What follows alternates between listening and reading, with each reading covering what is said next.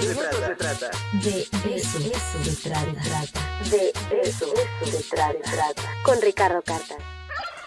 ¿Qué tal? ¿Cómo están? Gracias por estar aquí en el De Eso Se Trata. Y ya saben que nos encanta poder charlar, entablar diálogos con los escritores, con las escritoras. Y hoy me da muchísimo gusto recibir aquí en los estudios de Radio y TV WAP a José Bernal, autor del Cine de Caín. ¿Cómo estás? Hola Ricardo, bienvenido. Bien, ¿cómo estás? Gracias, muchísimas gracias por la invitación, por el espacio.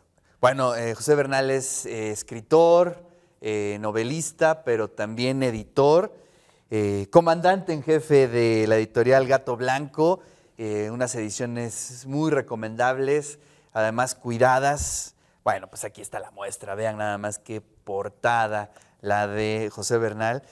Y bueno, pues vamos a empezar. Quisiera yo, antes de empezar la charla y todo el rollo, leer un fragmento para que la audiencia, la gente que nos está viendo, nos está escuchando, se dé una idea de la factura de este texto.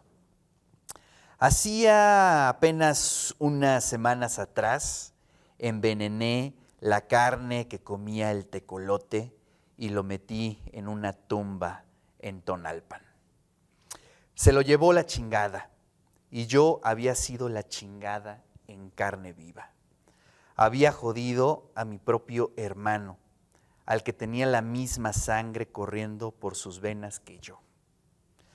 Traté de justificarme diciéndome para mis adentros que yo sabía que él sabía que yo era el único y legítimo heredero, que las cosas tenían que hacerse a mi manera. Y cualquiera que me conociera en Tonalpa sabía perfectamente que yo estaba destinado a convertirme en el señor de la carne. Un poco para que se den cuenta de la factura y de la dirección por donde va a correr esta novela. Pues matar al hermano, una historia tan antigua como nuestra especie. Sí. Como el primer hermano, ¿no? Así es. Sí. Es increíble, ¿no? Pasa tantos años, tanto tiempo, épocas, todo. Es yo creo que uno de los hechos más fuertes, detestables que podemos ver, pero no deja de repetirse. Sí, pues la novela gira en torno precisamente a un fratricidio. Está en el mismo título, ¿no? Esa parte que lees pareciera que revela mucho, que es incluso como un spoiler, pero pues no.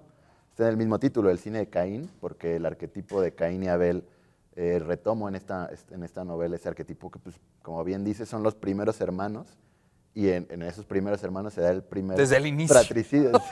Sí. Y bueno, pues lo sitúo en un México contemporáneo. Bueno, ni tan contemporáneo, porque están por ahí los 90 en el inicio de la novela, pero sí, ¿no? Es cíclico, sobre todo estas como capas de violencia que nos recuerdan como los mitos. Claro. Hay mucho de mito también claro. en el México contemporáneo, del crimen organizado, que es donde se lleva a cabo la novela, ¿no? Es una novela que trata de un pueblo ficticio, Tonalpa. Este pueblo está situado, eso sí, en Campeche, por una razón meramente geográfica, ¿no?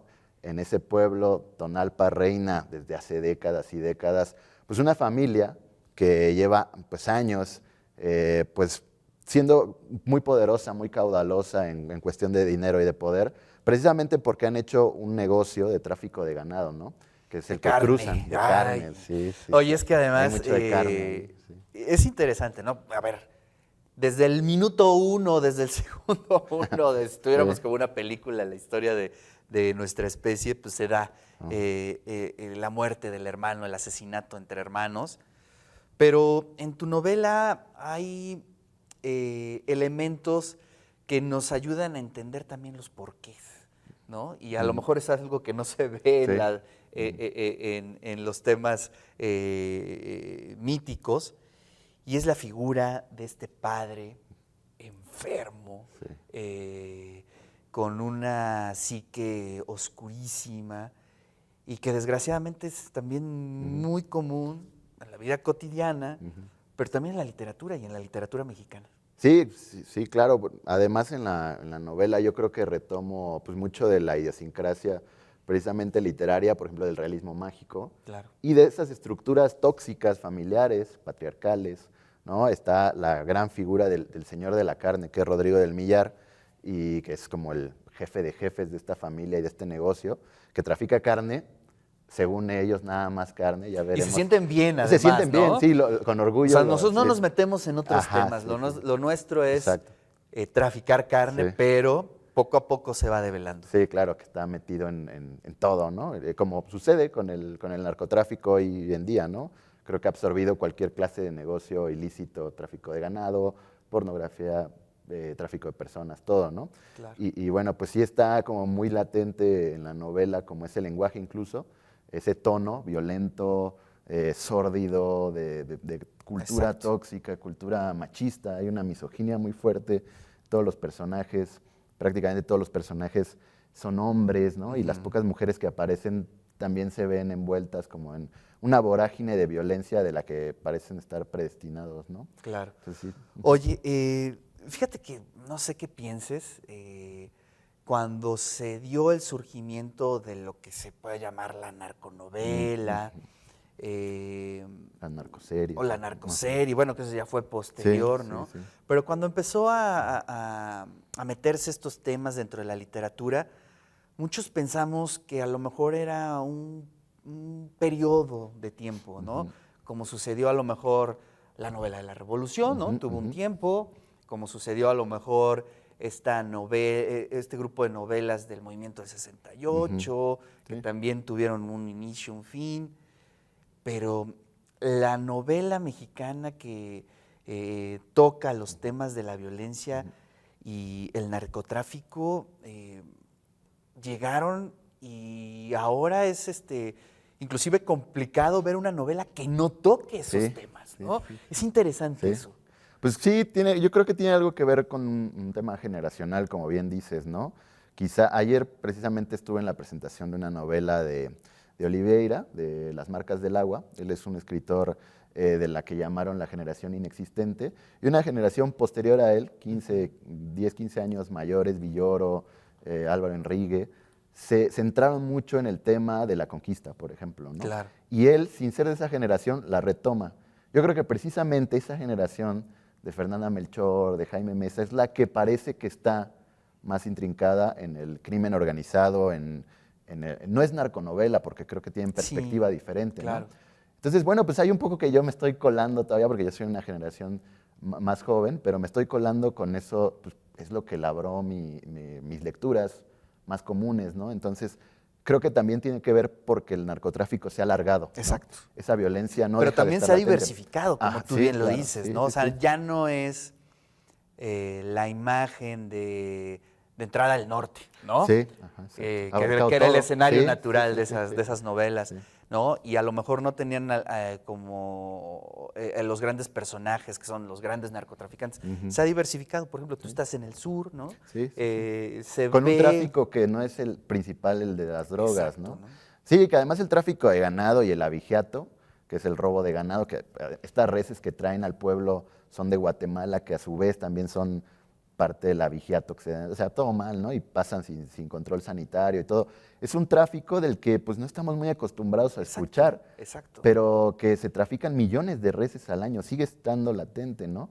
Entonces, bueno, pues es un tráfico que además pues hace mucho daño, ¿no? Porque pues genera violencia, las reses y los animales vienen sin control sanitario, eso puede generar una plaga, es un peligro sanitario, ¿no?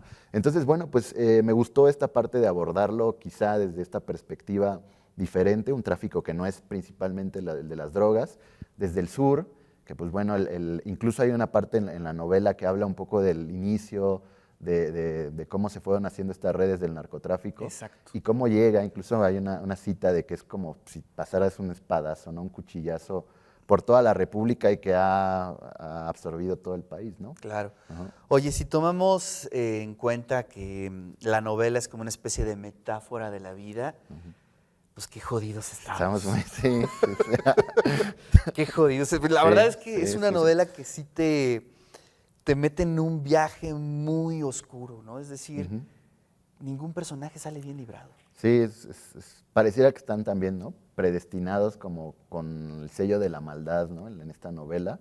Es como una especie de vórtice ahí que que pues todos están, el personaje de la novela habla de dos hermanos, ¿no? Así Obviamente donde se da el fratricidio, pero a pesar de que inicia la novela con la muerte de uno, está dividida en dos. Exacto. La primera parte es la historia de Baltasar, quien vendría a ser Caín, ¿no? Y la nos otra el tecolote. El tecolote, pero el tecolote nos cuenta desde el más allá. De hecho, la segunda parte se llama El tecolote desde el más allá. Entonces nos cuenta muerto, ¿no? Claro. Que bueno, pues es un recurso literario que pues, se ha usado un montón, ¿no? Claro. Faulkner, Machado de Asís. Entonces retoma un poco El también. mismo Rulfo, ¿no? El mismo Rulfo. ¿No? De hecho, hay un guiño ahí Hay un guiño. Sí, a un cuento Que de Rulfo. exacto, fíjate, bueno, a eso iba yo, que hay muchos ecos que me hacen pensar, bueno, sí, en Rulfo, que es la principal referencia, ¿no? Del padre, ¿no? Sí, Es sí, un tema ahí sí. importante, pero también los espacios, ¿no? Sí. Los espacios también, digamos, los ecos nos llegan, ¿no? Y sobre todo el pueblo, ¿no? Tonalpa, que es también pues, una especie de metáfora, ¿no? De estos pueblos que no están en el centro, que están olvidados Sí. y que tienen todas las condiciones para que Sí, para que florezca. germine Sí. el mal, ¿no? Ujú. Sí, sí, sí. Sí, bueno, de Rulfo, te digo, hay un guiño importante al cuento, puntualmente al cuento de Talpa, Claro. que está en el Llano en Llamas, ¿no? Incluso por ahí es la elección del nombre Tonalpa por Talpa, ¿no? Ah, qué Ajá, interesante. sí, sí, sí. Entonces, No nos podemos despegar de Rulfo. no, no, no. Y ni debemos, creo, ¿no? No debemos así, además, ¿no? Sí, entonces hay mucho de eso, hay mucho te digo, de realismo mágico, pero pesadillesco, ¿no? Sí. No es esa magia positiva. conmueve. Exacto, no, es una magia... Son pesadillas, más sí, bien. y bueno, también está mucho de la idiosincrasia del mexicano con respecto y su relación con lo supersticioso, ¿no? Hay un chamán en la novela que es muy importante, hace que un personaje vea cosas que están en el futuro, en el pasado. ¿Cómo se llamaba ese personaje? El chamán solo se llama el chamán No, y pero el que va con él es el chamuco. El chamuco, Que es exacto. uno ahí de uno de los matones de la familia. Que se abre, ¿no? Sí, sí, sí, que va, vuelve, no puede, está como pegado ahí al pueblo. Y es muy importante porque la novela, que como mencioné está dividida en dos partes, a través de las voces de los hermanos, pero este personaje, el chamuco, es una tercera voz que en ambas partes, en algún momento, irrumpe como groseramente, literalmente groseramente, ¿no? Porque Claro. la novela está llena de vulgarismos porque pues es de un pueblo, ¿no?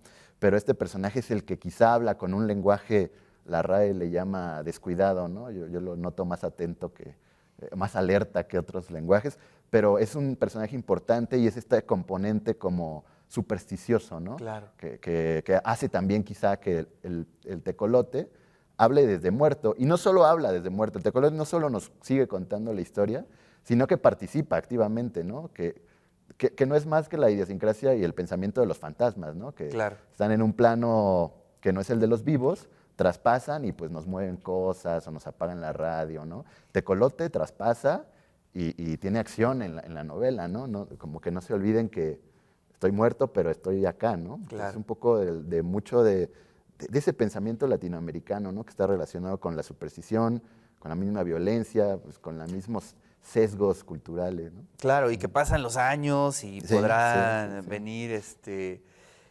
digamos, pues, hasta gente que va, estudia, todo el rollo, pero no podemos perder esa relación con la superstición. Sí, Eso es claro. interesante. Oye, la violencia, como tú lo comentas, digamos, se da en varios niveles, ¿no? Se da en los términos físicos, se da en términos del lenguaje también, pero hay brotes de violencia ahí interesantes que son así como chispazos, ¿no? Por ejemplo, la violencia que ejerce, o la venganza, o de pronto la irrupción de la violencia de la mujer hacia el esposo, ¿no? Que también eso es algo muy sorprendente. Cuando te enteras cómo muere el padre, dices, órale. Sí, de pronto te paras a reflexionarlo unos minutos, ¿no?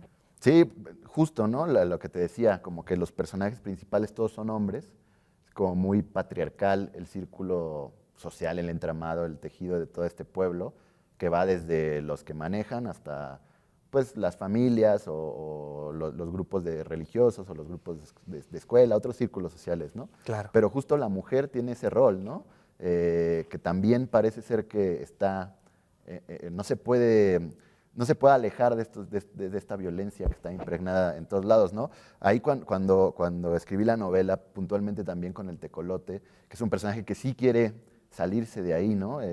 Creo que hay como dos... Él siempre Sí, está distante de sí, eso, sí, ¿no? sí, sí, él siempre quiere, él sí busca genuinamente algo mejor, pero Las parece condiciones, están ¿no? tan predestinados que pues en el mismo Caín, en el mismo título de que es un arquetipo bíblico, pues están condenados, ¿no? Por mí, ¿no? Es una En este caso tragedia. es una tragedia, sí. Entonces, bueno, las mujeres también corren el mismo destino, ¿no? Hay un escenario en la novela que es muy importante, que pues es un table, ¿no? Un prostíbulo, y pues las mujeres que están ahí también parece que se les arrancó desde raíz como la inocencia, pues sí, como la Claro. cultura, ¿no? Y están ahí porque no pueden salir de otra manera, ¿no? Quizá ahí hay dos panoramas diferentes, ¿no? Que se me vienen. Los tuve muy presentes en la novela Ciudad de Dios, la película Claro. brasileña. Maravillosa. Sí, buenísima. Que precisamente este personaje principal, pues les va a hacer un spoiler, pero pues ustedes tienen la culpa por no haberla visto, ¿no? Pues sí puede salir, ¿no? De ahí. Sí, las puertas están abiertas, Ajá, sí, sí, él logra salir. pero las Sí, condiciones, ¿no? exacto, el contexto, ¿no? Pero luego está el otro lado de la moneda, que es el padrino, ¿no? Claro. Que pues Michael Corleone, por más que es la contraparte de su familia y tiene una visión totalmente diferente, termina condenado a ser el nuevo padrino, Exacto. ¿no? Entonces, bueno, hay mucho de eso en la novela, en este caso es más como el padrino, terminan condenados, tal vez no al poder, sino a la muerte, ¿no? O a terminar, como dices, en tragedia, ¿no? Claro. Hay Oye, y muchas- regresémonos al, Ujú. al prostíbulo, que ahí es donde suceden Sí. también muchos hechos importantes. Y al estar viendo esas imágenes, estar leyendo esos fragmentos, me di cuenta de algo, que es una novela en donde no existe o no se da la presencia del amor, ¿no? Es decir, bueno, las relaciones Ujú, sí. se dan como, a ver, el clásico papá, ¿no? Que lleva al hijo al prostíbulo Ujú. y le dice, a ver, Sí, hacerte cumples, hombre. haz esto, ¿no? Obviamente quedan unos traumas tremendos, ¿no? En el personaje, pero no hay una ruta por donde llegar al amor. Sí.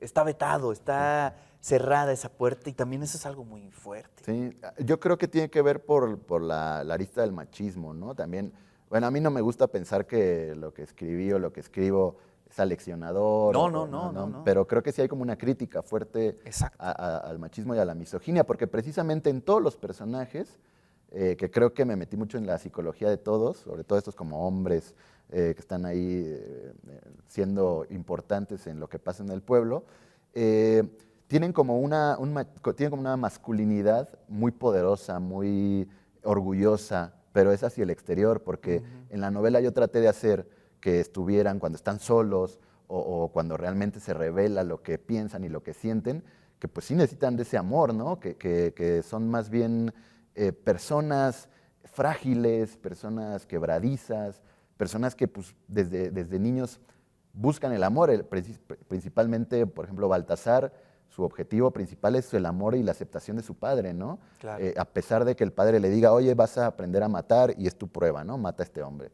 Él, por búsqueda de ese amor y de esa aceptación, lo hace, y luego también del pueblo, ¿no? Claro. Él quiere, sin hacer spoiler, ¿no? Y en un momento, obviamente, el narcotráfico de grupos más poderosos, pues asedia, ¿no? Y hay como una mitificación de cómo él se imagina que defendió a su pueblo, pero hay una Exacto. realidad que no fue así, ¿no? Entonces, bueno. Él que ahí lo nombras, ¿no? Convertirse como en el gran padre, dices, Ajá, ¿no? sí, sí. Y eso me da mucho miedo, Sí. ¿no? Porque, digamos, se plantea en la novela, él se quiere construir, se quiere ver como el gran padre, el que protege, pues también el que da los manotazos, Sí. los garrotazos, pero el pueblo así lo quiere, ¿no? También. Esas formas que cuando tú las estás leyendo y obviamente lo comparas un poco con la realidad, duelen, ¿no? Sí, pues son círculos viciosos totalmente, ¿no? Que involucran al mismo pueblo, al que pues quiere también, o piensa que necesita este padre patrón, ¿no? Que lo cuide, que lo arrope.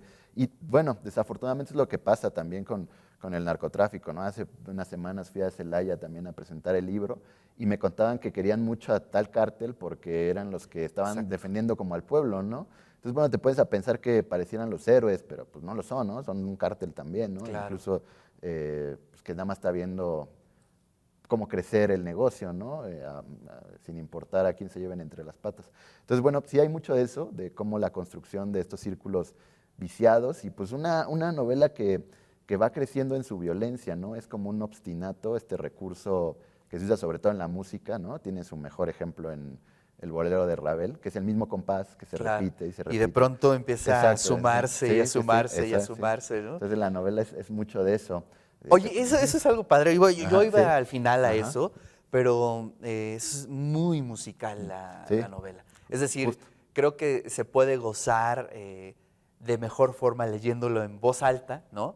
O sea, digo, aquí no hay temas morales ni nada, ¿no? En la literatura creo que debe ser un espacio en donde podemos verlo con otros ojos y tú lo decías, ¿no? A lo mejor el lenguaje es muy fuerte, es muy violento, pero sí hay un ejercicio literario ahí Ujú, importante, sí. ¿no?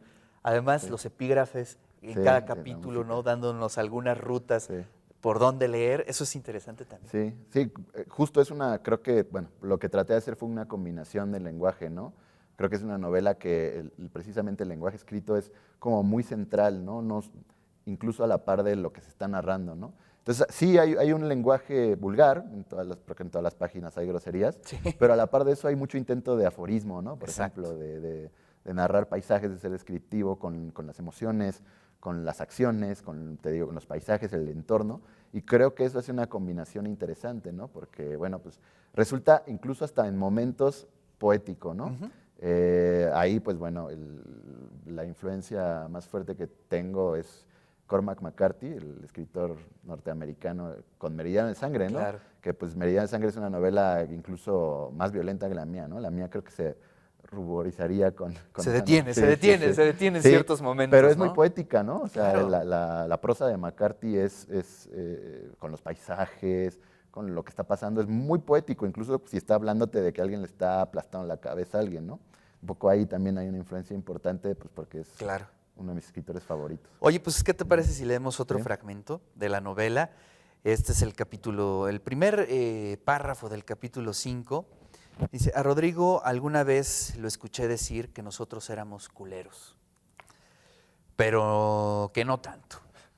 Que la familia siempre había sido fiel a los principios, que la tía Carmen, y que debíamos sentirnos muy orgullosos de que no nos habíamos manchado las manos con el tráfico de drogas ni de armas, porque esas mamadas sí mataban gente, y que el tráfico de animales solo mataba, pues eso, animales.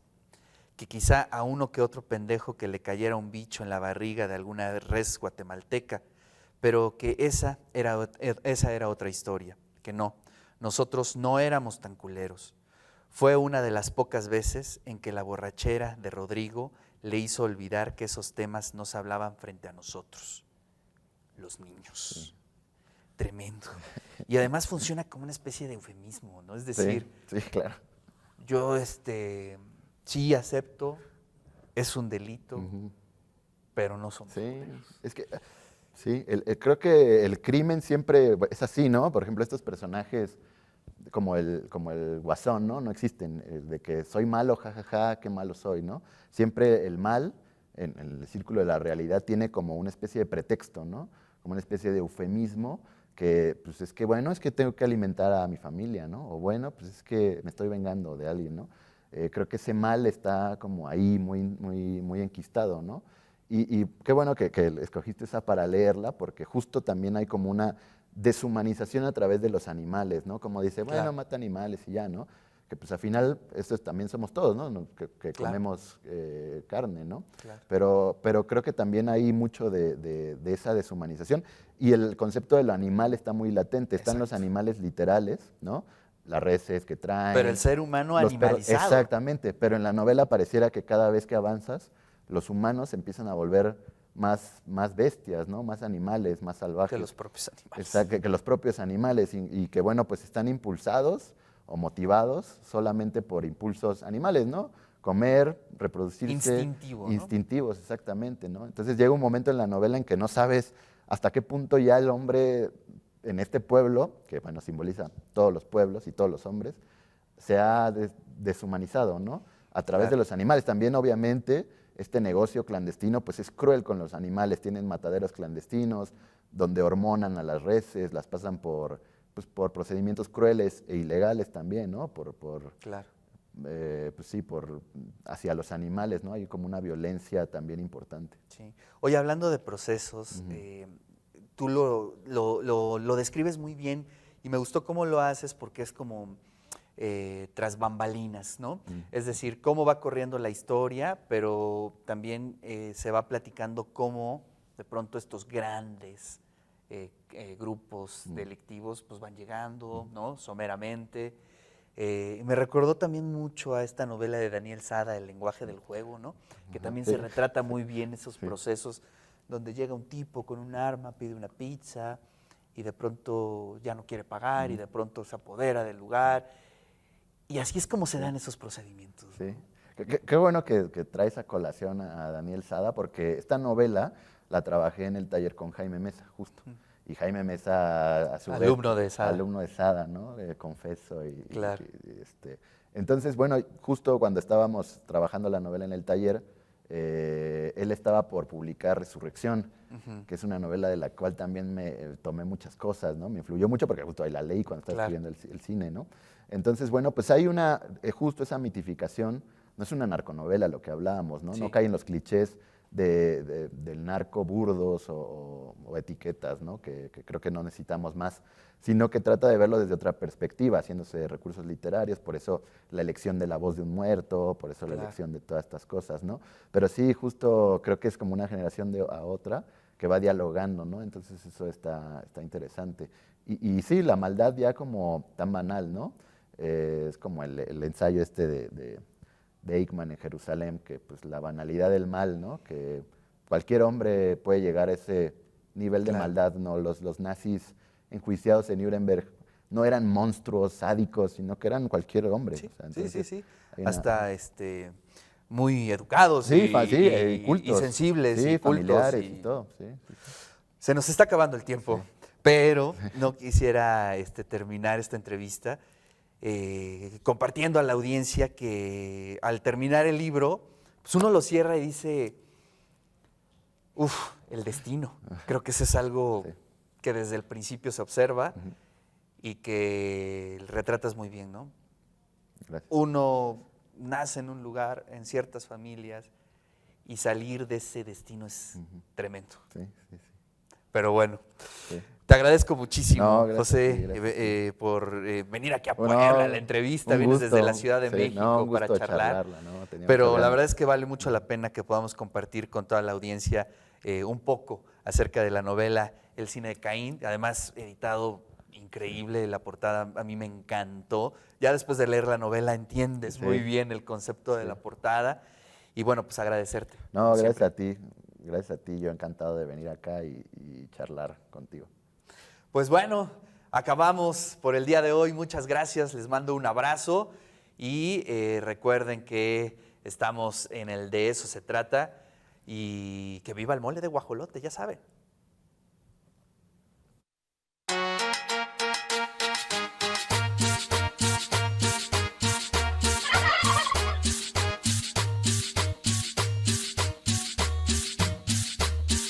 De eso se trata. De eso se trata. De eso se trata. Con Ricardo Carta.